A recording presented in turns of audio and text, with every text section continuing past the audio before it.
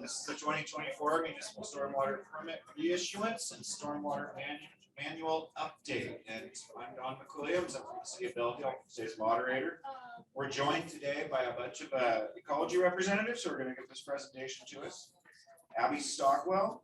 Abbey's been with the Department of Ecology as their Stormwater Municipal Team Lead and the Phase 2 Permit Writer. Abbey has her master's degree from Humboldt State University in Natural Resource Planning.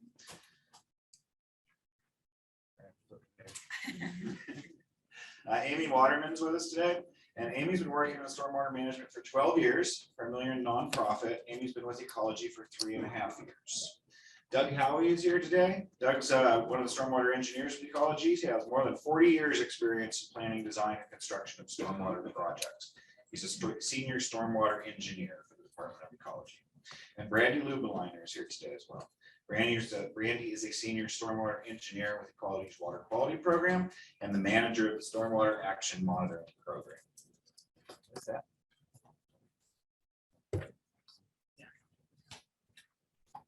All right, thank you. Good afternoon. So we are going to talk about sort of what we've gone through to get to this point for permit reissuance, what we're planning to share with our formal draft that will be coming out later this year. And we'll cover some of the Stormwater Management Manual updates as well. So I'm, as I do if you've ever been to any of my permit shows, I give a quick overview of what the Municipal Stormwater Permit is, just for everyone's benefit. And I'll be fast. So the Municipal Stormwater Permits implement federal and state rules. We're implementing the Federal Clean Water Act with the standard of to the maximum extent practical that comes from federal regulations. And we're also implementing the Stormwater Pollution Control Act, which sets the standard of ACART, all known and available and reasonable methods to control for treatment. So these municipal stormwater permits are 2-for-1, and we're meeting both federal and state regulations. Now in Washington State, we have actually 4 municipal stormwater permits. I'm biased, so I only have the city county ones on here, but we have a municipal stormwater permit for WashDOT. We have a phase 1 municipal stormwater permit that applies to our largest urbanized areas in Washington State, and those are all in Western Washington. And then we have 2 phase 2 permits, one for Western Washington and one for Eastern Washington, and that is because of our different climate and geographic areas in Washington State. I didn't realize how distracting this would be. Okay, and then all 3 of our permits include secondary permittees, and these are our non-traditional operators of public stormwater systems like universities, school districts, irrigation districts, and the such. And here is a map of our permit coverage area. So you can see we don't cover all of Washington State, we cover our urbanized areas. That is what the municipal stormwater permit is intended to cover. And so our phase 1 communities are shown in blue. So the counties and the cities, phase 1 cities, are shown in blue there. And I'll say that maps are deceiving. The phase 1 counties, their permit coverage doesn't actually cover the entire area because we don't, Washington State doesn't cover tribal lands or federal lands. So there are some nice ambiance. And then our phase 2 jurisdictions are those what look like purple areas on the map.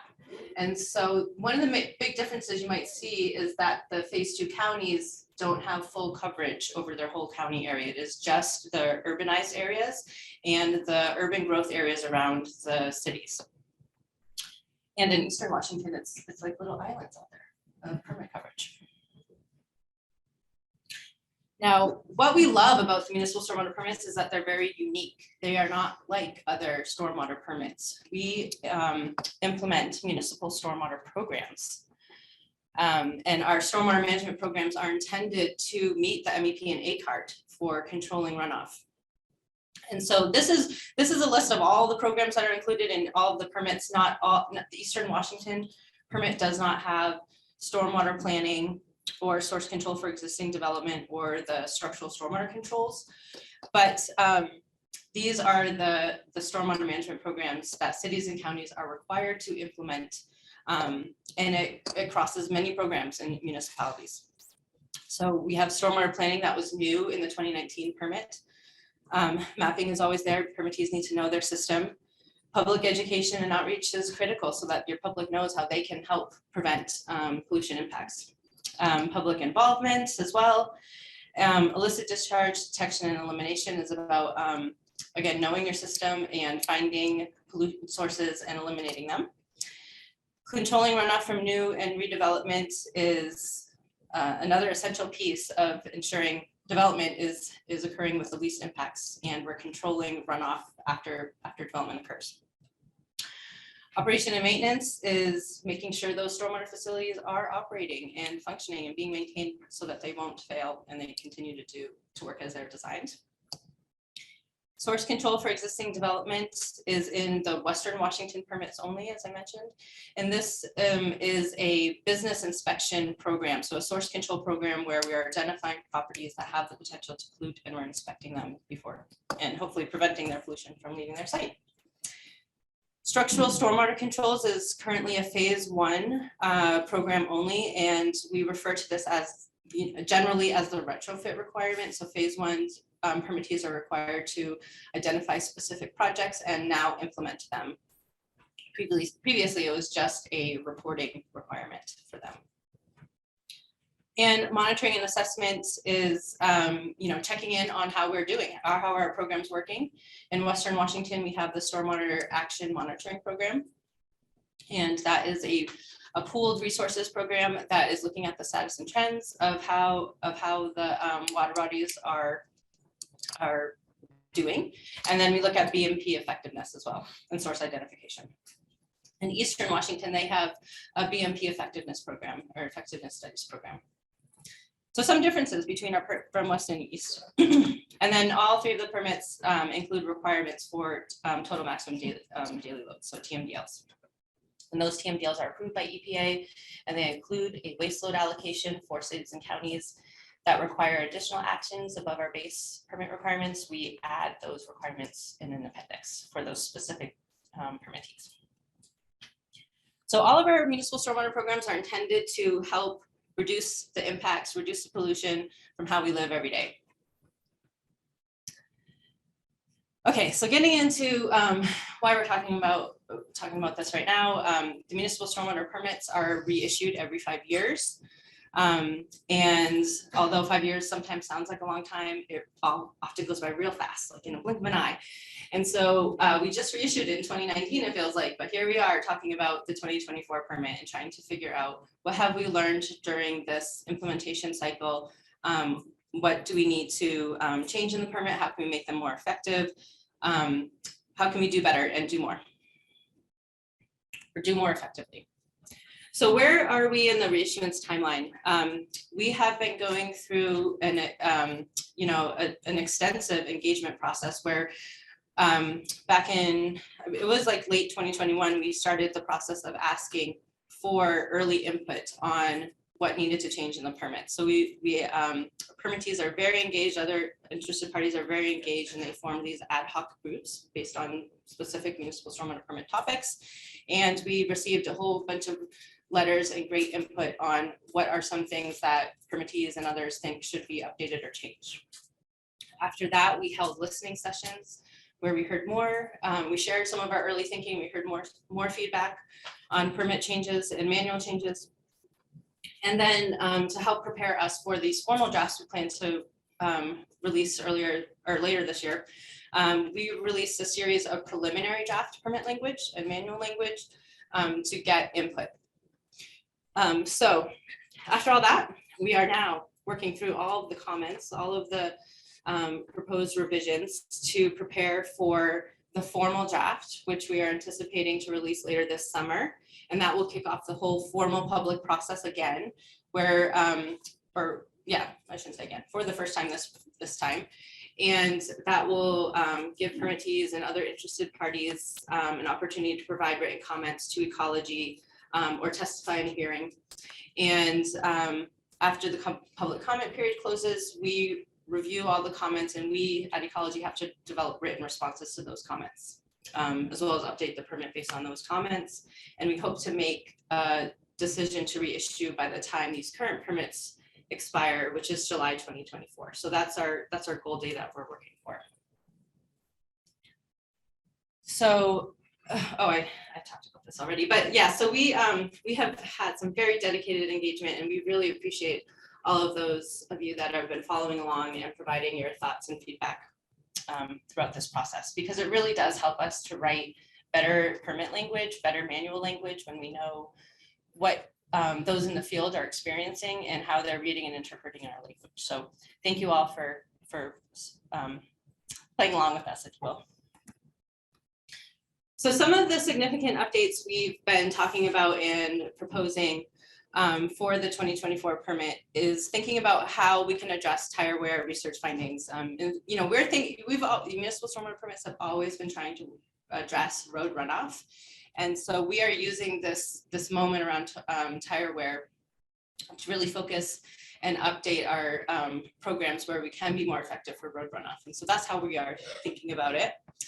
We're also proposing some updates to our Appendix 1 in both Western and Eastern. We'll talk about those later. They are significant updates to the thresholds that we require. We're looking to update our stormwater planning and structural stormwater control programs, and thinking about a retrofit implementation program for the Western Washington Phase 2 permit.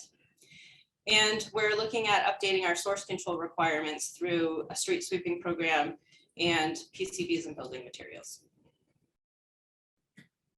So now I'm going to hand it over to Brandi, and she's going to share some of the updates on road runoff and the tire wear. Hi, everyone. So this is a quick sidetrack, and then I'll give the mic back to Abbey. So the next 12 slides are kind of context, and really to catch you up if you haven't heard about 6-PPD and the toxicity and the BMP research that we're doing right now. So the issue is that coho salmon are incredibly susceptible to a chemical.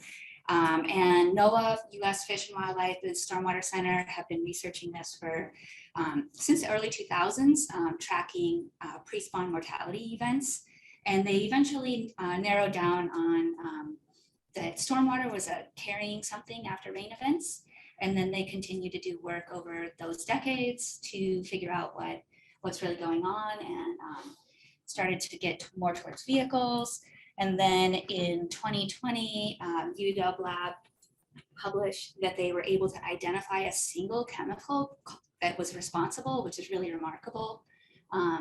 And it was something that hadn't been identified before, and it's called 6-PPD-quinone.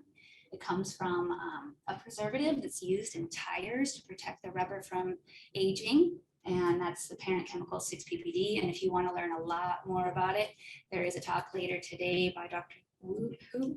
Who I think, in a little bit. So he'll give you a lot more information there. But since the publication went out, John et al. In 2020, there's been revisions.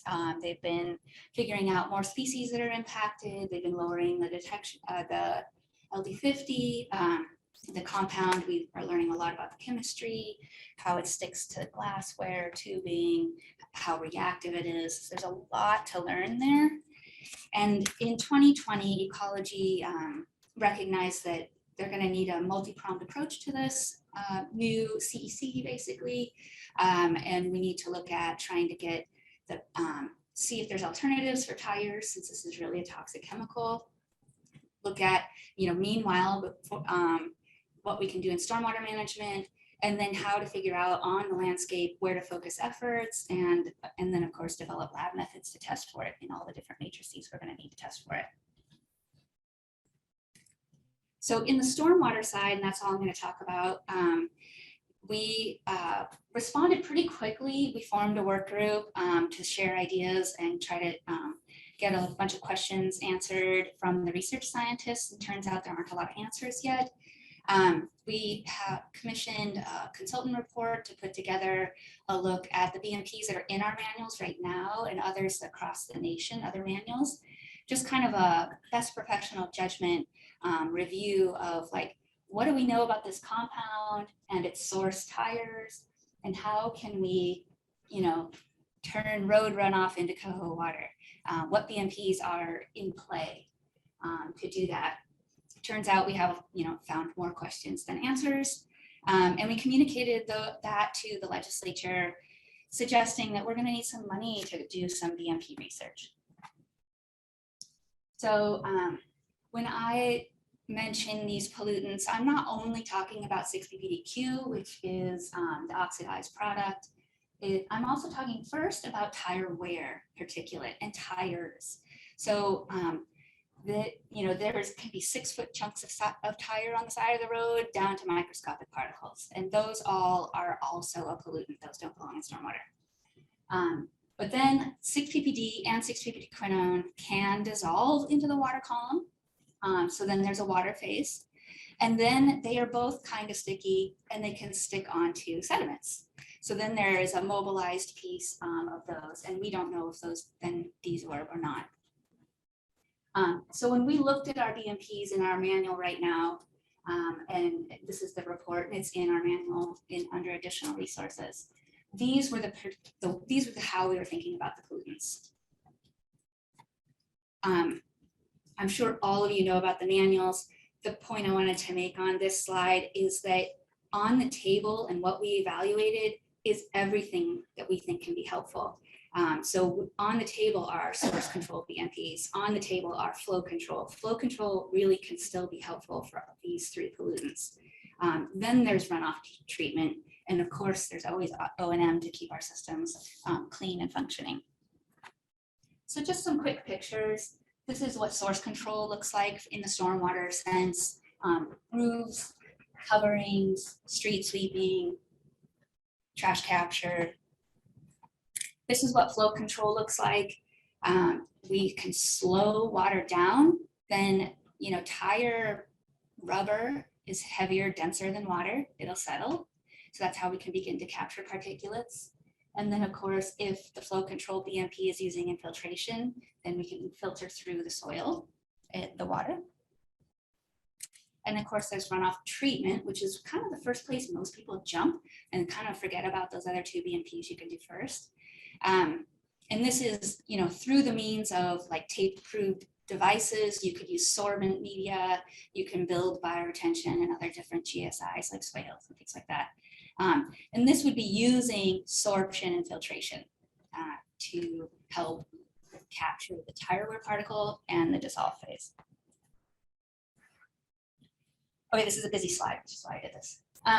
So we have, between SAM program that I manage and the proviso money the legislature gave us to start studying BMPs, we have 7 projects right now. The first one is we have a project with King County Environmental Lab to characterize stormwater for 6-PPD, so across the storm event, in our typical fashion that we like to do that, using like methods like an Appendix 11 or tape. And this is at a site called the Ship Canal site in Seattle, and it's a mixture of land uses, so it's highway and residential. We have the city of Redmond doing a street sweeping study to look at the effectiveness in stream at reducing in lots of concentration, lots of different chemicals in stream, including 6-PPD quinone.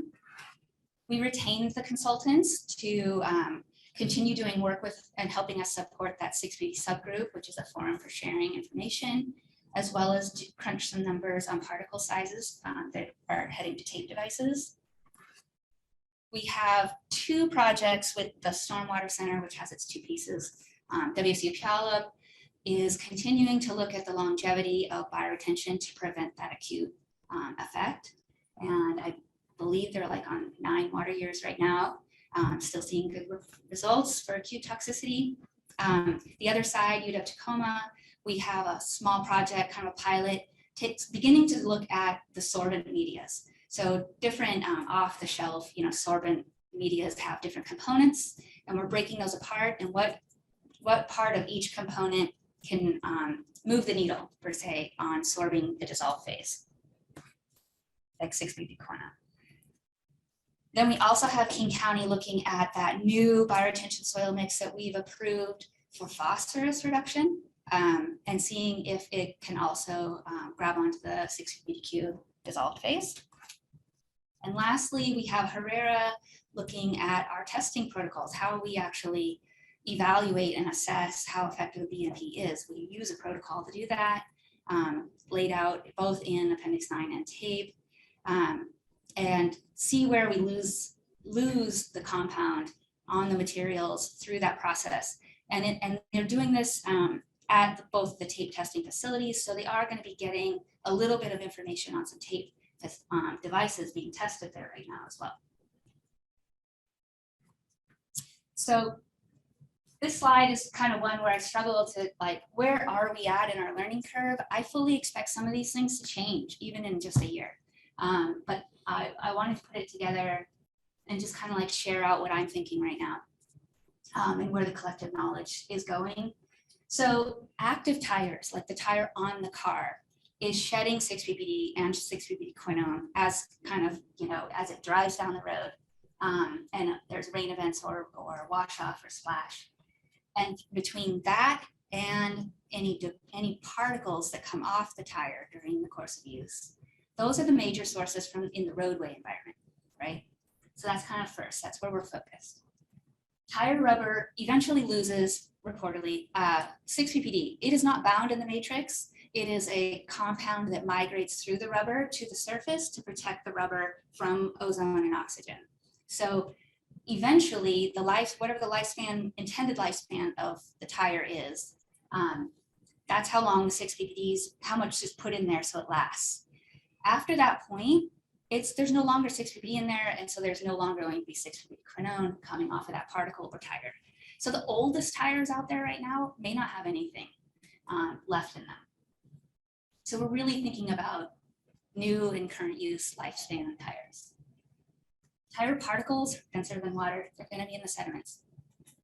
The reactivity of 6-ppd quinone is really uncertain, especially in the stormwater environment where stormwater has a lot of other things in it, a lot of other compounds. And I think the researchers at this point don't think that 6-ppdq is the terminal product, right? It continues to react. So that information is useful for a stormwater BMP designer because maybe we just detain it or sorb it long enough for it to continue to react. And then maybe we don't have a problem anymore. We don't know the answer to that yet. Maybe it continues to react in toxic ways. We don't know that yet either. Fortunately, NOAA and US Fish and the Stormwater Center split their study question in the 2000s to take a look at what could be treating the unknown it at that point, because we didn't know what it was.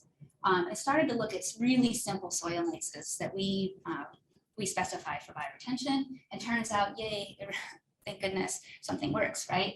So it's sorptive enough to go onto a soil particle.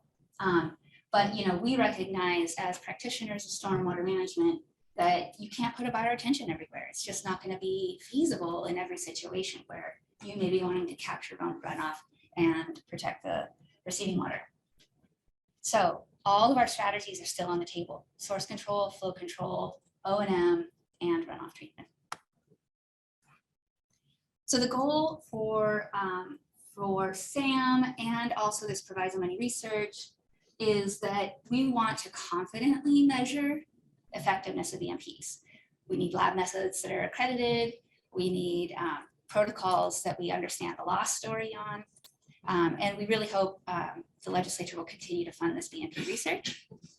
And when we do learn things, the intent is to put them on, package that material, put them on our website. So there's a website link there. That's the very shortest thing you could write down, ecology.gov 6-ppd. In there, though, that's going to cover all of our programs. So if you want to look for the best management practices, that'd be great. And when we package up information and guidance, we'll be putting it in the manual. Back to Abbey on how to use it. All right. So how are we trying to translate what we're learning about 6-ppd and into the municipal stormwater permit programs? And so how we've been thinking about it so far is with a street sweeping program. So picking up, the parent material, maybe even and many other pollutants as well. So we know street sweeping is effective with multiple pollutants, not just PPD. So, but it is one of the reasons we, think it is a great idea to be proposing it for the permit. We're also looking at our redevelopment thresholds and stormwater retrofits. So now we're going to get into some of the proposals that we're thinking about for the new permits, and starting with mapping. The main proposal or change that we're thinking about is adding stormwater outfall reporting. So right now all permittees have been required to map all of their stormwater outfalls. That's an existing requirement, but permittees have not been required to send to Ecology the location of their outfalls. Many other stormwater permits already require that at the application stage. So we are trying to get that information. So we're proposing a standard method for reporting to Ecology your outfall locations. And the point of this, it'll be easier to know where those municipal stormwater outfalls are. Ecology has a water quality atlas that displays the other stormwater permit outfalls. And so now we'll be able to have a complete or a more complete picture of where our outfalls are. So with our preliminary drafts, we proposed several different reporting templates to see which would work best for our permittees. And we heard back that permittees would like flexibility, go figure. So we're working on making sure these different options are still viable for Ecology and trying to give the maximum amount of flexibility to our permittees to reporting this. But we're still moving forward with this proposal of collecting this information. On stormwater planning, right now the Western Washington permits have a stormwater planning component to the stormwater management programs, and it is made up of 3 main provisions, if you will. We have coordination with long-range plans, which was a reporting requirement. There was a series of annual report questions that permittees were asked to respond to. One talking about how permittees did their long-range planning and stormwater management sort of connection, if you will, in the last comprehensive plan update. So last permit cycle, and then we asked permittees to explain to us how they're thinking about stormwater management and their long-range planning with this new GMA update. So we've received those responses, and we're learning that how jurisdictions think about stormwater management needs in their long-range plans. This is something you will see a change to. It will not be the same annual report questions again in the permit. We're going to be talking with Commerce about how to phrase these questions in a way that still give us some information on how you're managing to talk across departments, planning and public works on incorporating stormwater management needs into your long range plans. But we want to make those questions easier to respond to and hopefully inform your long range planning updates in a more meaningful way.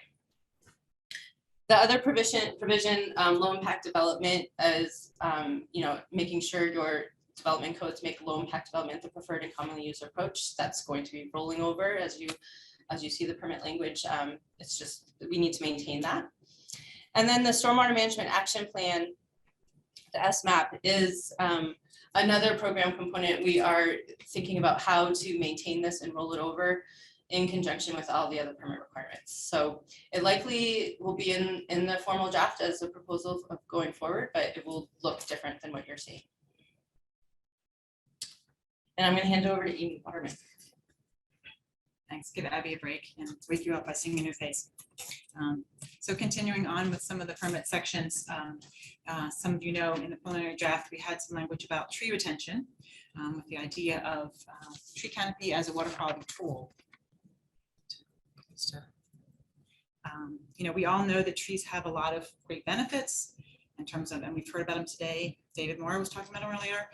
Water, air quality, habitat, shade, all kinds of things. We also know that trees provide water quality benefits by slowing down the runoff and also reducing some of the pollutants in the runoff.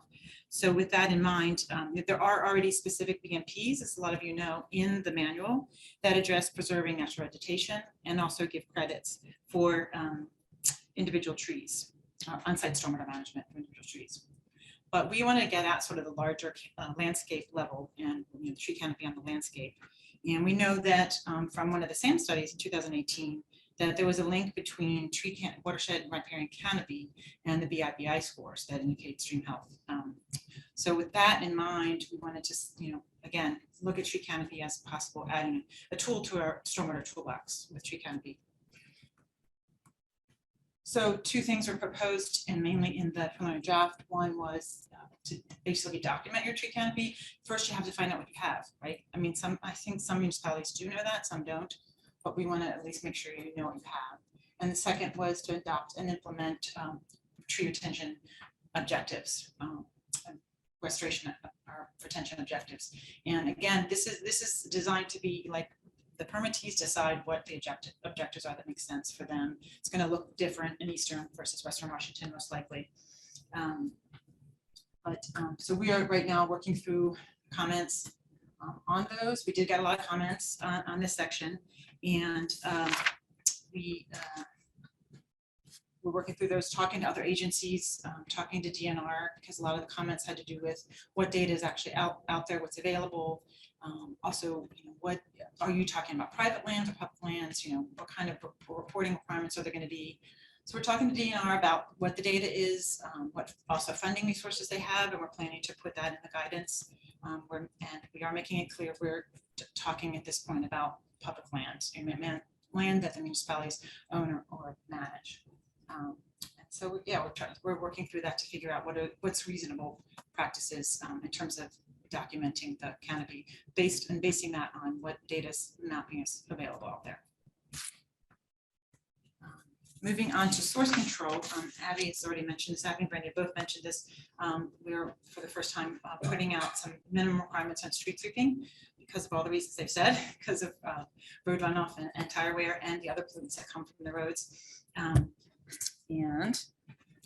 we know that street sweeping has a lot of benefits for water quality. The municipalities have been doing it for a number of reasons over the years now, and even more now for water quality, that it's a good source control method, that's effective at dealing with nutrients, metals, and sediments.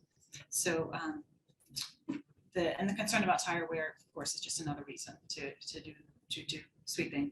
So we're proposing street sweeping requirement, and that's in the O&M section of the manual. And it looks something like this. There'll be 3 years to develop a program. For those that don't have one already, a lot of communities have one. The idea is to sweep high priority areas and sweep 90% of high priority areas. And high priority areas include things like high traffic roads, of course, high ADT, accessible curb and gutter, commercial industrial land uses, of course, basins that go into discharge into receiving water that support salmonids, and areas identified for significant traffic and turning because of the tire wear. So identify the high priority areas, sweep once before the rainy season, that's important, and then 2 times in other times of the year. So we did receive a lot of comments on this requirement as well. Questions about clarifying the geography and the timing, asking for some guidance, asking again, is this just public roads? Yes, it's public roads. I'll say that. And as you know, the manual, so we're kind of clarifying those things. We're developing annual report questions in terms of what we'll need to document. And the manual also has 2 BMPs. You're probably aware that relate to street sweeping, so those will be updated, as well as Appendix 6 on street waste disposal is also going to be updated. Yeah, I think that's all to say there. Right now, so this is, I'm going to talk about the phase 1 structural stormwater control, and then Abby's going to talk about the phase 2. But sit tight, because you're the guys are the first one to hear this. Drum roll, please. It's a new acronym: Stormwater Management for Existing Development, SMED. Dropped it right now. Sorry. Just, see, you're awake now. This is just a way to try to unify, the existing structural stormwater control with the new bunch of requirements we're talking about in phase 2. So we're trying to unify them, call them SMED. But yet I'm still going to have SSC on the slides because that's what we're familiar with. But I'm going to talk about phase 1, and then Abby will talk about phase 2. So as some of you know, and some of you probably participated in the room, we had Ecology formed a Structural Stormwater Policy Advisory Committee, or PAC. That met last year, May to December, and that was actually preceded by a technical advisory committee that developed the scientific synthesis report you might have seen about structural stormwater control programs. So this committee the results last December.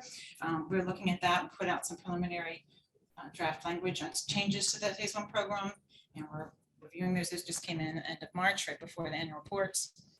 This is a brief overview of some of the changes that we're proposing. Raise the number of program points, prioritize structural stormwater facilities, and that's kind of a phrase that we're trying to link together the runoff treatment, the flow control, and the large maintenance projects. Prioritizing those to kind of address our large backlog of retrofits and get things in the ground. So part of that is we're raising multipliers or point factors on that to make more incentives. Changing the sweeping points, decreasing the multiplier on sweeping to try to sort of make it more proportion with other project types. The last two were actually really came out of directly comments from the PAC about simplifying reporting for small projects. We were hearing that a lot of small, for example, LID projects weren't getting reported because it's just that the work to do the equivalent area calculation just wasn't worth the points. So we decided to make that easier. And essentially, you don't need to do the equivalent area for projects under 1 acre. So you can just report the whole basin. So hopefully that will get some others reported. And then watershed collaboration seems to be a hot topic for those of you who heard John Brasden's talk earlier. There's a lot of talk about watershed collaboration. We heard that from the PAC. They want to do it, but again, it's challenging. There's a lot of barriers. You know, can you provide some incentives to doing that? So we are providing that. It's sort of a two-pronged approach, and I'll go into that in a second. Just to dive a little bit more into the points, as I mentioned, we're proposing raising the points from 300 to 500. We are proposing to change the ratio of the design stage to the complete maintenance stage. You might remember before the ratio was like 3 to 1, so now it's 3 to 2. And the idea is there should be ideally more projects in the design pipeline and ready to be completed, is the hope. And then for the first time, we do have a minimum 150 points in those project types that I was talking about, the runoff treatment, flow control, and large maintenance projects. We want to see a minimum of those. And so right now, so we of course got comments on this too. And we're looking, we do have the annual reports in with the SFC phase 1 numbers to see what they're doing. And so, I mean, initial results make it look like it's reasonable to raise the points from our perspective. And yeah, I would say feedback on that has been, you know, across the board.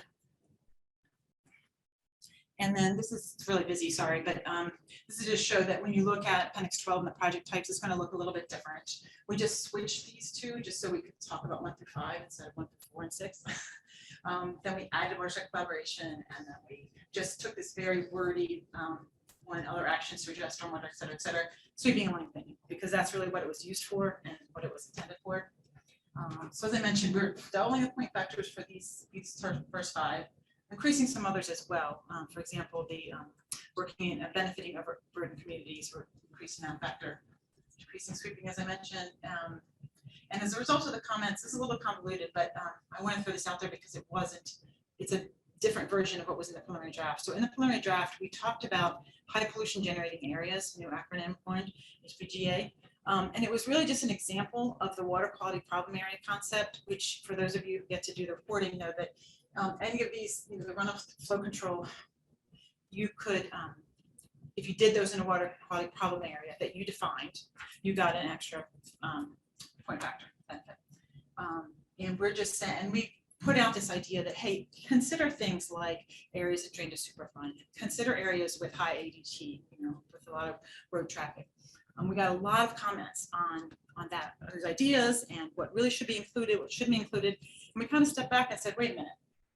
You guys could always define that. So we don't really need to define that for you. Like keep doing, you know, water quality problem areas.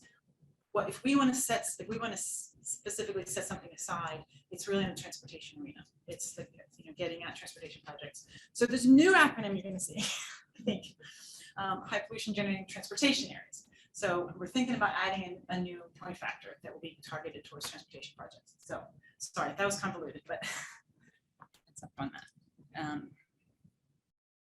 And I just want to dive for a minute more into the watershed collaborations. I mentioned we took a two-pronged approach to that. Because it takes a long time to develop these collaborations, we know, we wanted to give some points while you were developing them. So the idea is, but we also need milestones, just to, we can't just tell us, oh, we're working on, we need some milestones. So the milestones we chose were 25, and this goes to all the participating permittees. So 25 points when you've reached some kind of agreement, interlocal agreement, whatever type of agreement you decide. It just describes, how you're going to do the project, how you're going to share costs, whatever. And then 50 points when there's actually funding in place. And we got comments about like, what if we're not putting in money? What if we're putting in staff?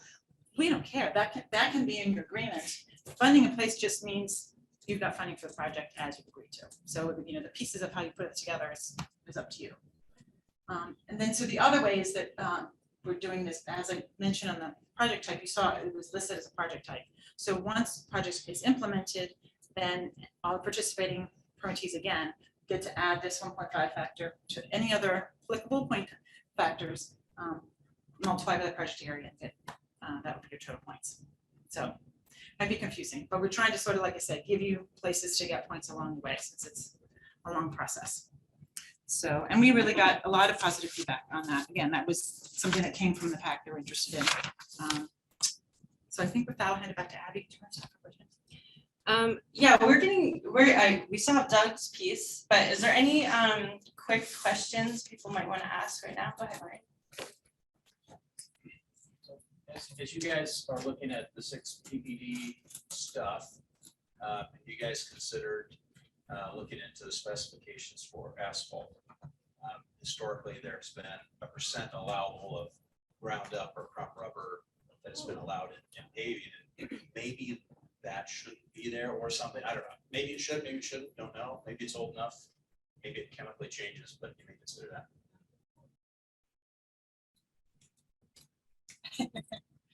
I don't have a response right now. You want me to So answer not that? yet. We have not historically done specs for asphalt, specs for concrete. That's not our position. Right. So that has to be done to the asphalt industry. Right. Or the local jurisdictions. It's not gonna be something that Ecology, because that's a whole new just place to go that we have not done in the past. I mean, I don't think we intend to go there now. Sure. I guess my point is as you're looking at reaching out to tire manufacturers, maybe it's not Ecology, but maybe it's Our someone- hazardous waste is working, hazardous waste program is working with the tire industry. Okay, so I'm gonna try and blast through my last few slides so I can hand over to Deb.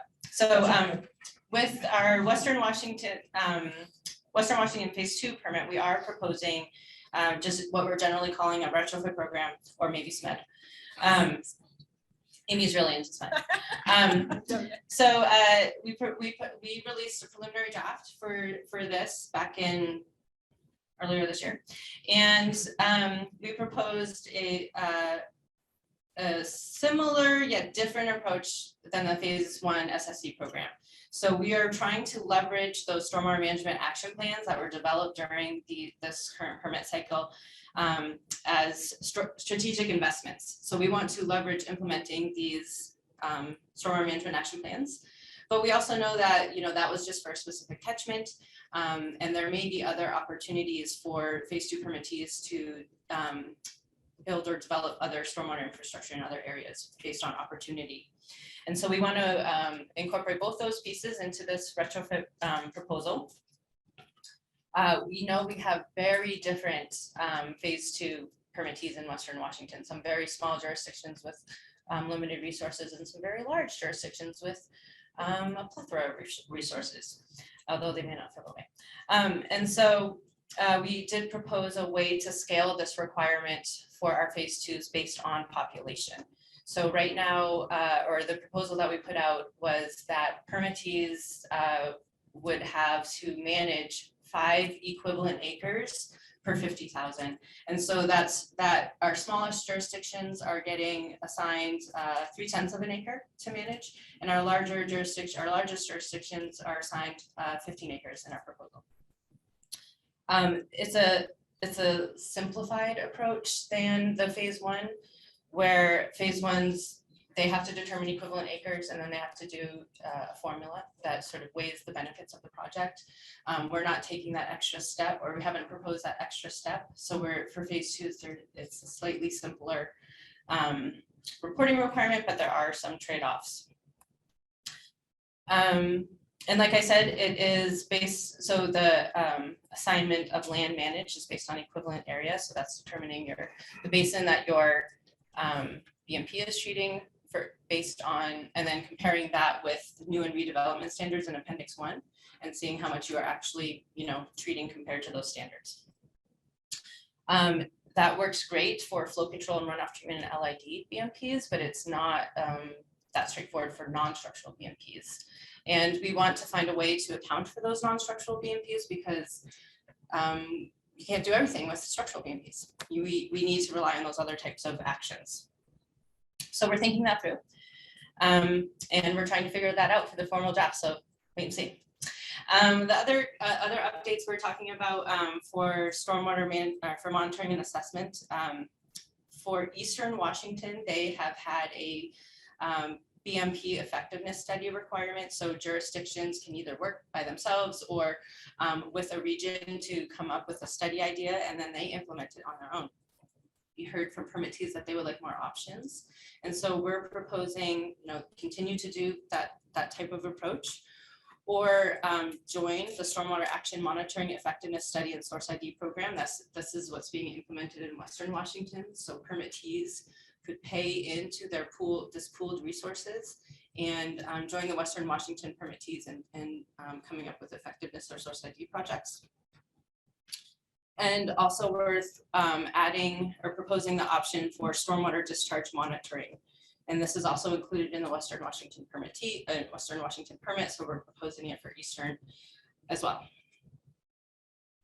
In Western Washington, we are proposing to continue with what we've been doing in monitoring assessment. So I'm going to hand over to Dept. Thank you. Probably don't need the microphone for my voice, but we'll do it anyway. So we're going to talk about some updates that we're doing in the manual that reflects what's going on in the banks of the permit. And one of those, we're going to do some clarity on exemptions. We've discovered over the last year and a half that there are some misinterpretations of our language that we have for exemptions. So the exemptions are listed down, and there's exemptions there for the business type. So agricultural businesses have an exemption. So mining businesses are exempt from the stormwater controls in the manual. But then there's some other removal and replacement of impervious surfaces types of exemptions. And some of them have a low level maintenance, fixing potholes and doing some things like that in the roadway. You don't have to do any stormwater controls with that. That's fine. But there are some other ones that they're not fully exempt, they're partially exempt. And that partially exempt means you need to do stormwater controls during construction at the same time. The misinterpretation that we're clearing up this time is that these have to be projects onto their own. You cannot get an exemption for a portion of a project that you have. So if you're doing a new project, a new and redevelopment project for a new subdivision or for a strip mall, and you need to put in some new piping in the roadway, you can't separate that roadway piping as an exempt project. You have to include that roadway project as part of the overall project. That's been the intention of this since 2001 when these exemptions were put into place. It's just that what we're doing this time is we're clarifying that is the intention. We're not changing anything that we've had in the past. We're clarifying that that's the intention. It has to be a standalone project as you're working through. So we're also looking at redevelopment thresholds. Abbey mentioned changing redevelopment thresholds. So there's a couple places where you get to thresholds as you're going through the redevelopment checklist. So imagine with me in your head, I probably should have put this flow chart in there, but imagine with me as you work your way down through the redevelopment flow chart, down here in the lower right-hand corner, there's this great big huge box. and that great big huge box says, are you providing more than 5,000 square feet of new and replaced impervious surface? And it's also some value piece in there. And if you answer that that's correct, that's yes, then you end up having to deal with the replaced impervious surface on that project. And if you answer no, you only have to deal with the new impervious surface. Well, we're wanting to increase the amount of surface that gets treated because of 6 ppd. So we're changing that number to 2,000 square feet of new and replaced impervious surface. We're also changing the value in the, if it's a road project, there's a 5,000 square foot threshold there. We're changing that threshold to 2,000 square feet as well. So that now there are the projects that have between 2,000 and 5,000 square feet of new impervious surface that did not have to include the replaced, now have to include the replaced in their work. So that's happening there. So that's the first threshold you're looking at. And then you have a second threshold under the runoff treatment. And there's a number in there that you have a secondary threshold of 5,000 square feet of pollution generating impervious surface. We're changing that to 2,000 square feet of pollution generating impervious surface, which will mean we'll get more treatment for those projects that we weren't getting treatment, that 2,000 to 5,000 square foot projects will now start getting treatment. And then in Eastern Washington, our proposal is, up to now, in Eastern Washington, there's been a limit to 1 acre. Projects smaller than 1 acre were exempt automatically. We are suggesting taking that 1 acre exemption away. And now all projects, regardless of the acreage, have to be looked at. And then you get the 5,000 square feet of new and replaced. And we're changing in Eastern Washington, we're reverting to the hard surface idea, because hard surface includes permeable pavement and roofs, vegetated roofs. And we want to make sure that someone doesn't say, well, I'm putting in permeable pavement, therefore I don't have impervious pavement, so I don't exceed that threshold. So we want to have, if you're replacing something with impermeable pavement, you still get counted, just like in Western Washington. And so the new and redevelopment thresholds I spoke about earlier. And then the core element thresholds, core element number 5 is a treatment one. It's going to have that same change from 5,000 to 2,000 square feet. And lastly, we are removing minimum requirement number, core element number 8 from the Eastern Washington Manual. That core element number 8 was do what the jurisdiction tells you to do. It wasn't, it's not in the permit, it's not in Appendix 1. We just had it there so the jurisdiction could put in additional requirements if they wanted to without having to edit the manual. And so we've taken that, we're taking that one out. We assume that the jurisdictions are already telling you what to do. And we're adding a wetland core element. And we're in the process of writing and reviewing our requirements for wetlands in Eastern Washington. We already have wetland requirements for Western, but we're going to add those to Eastern Washington.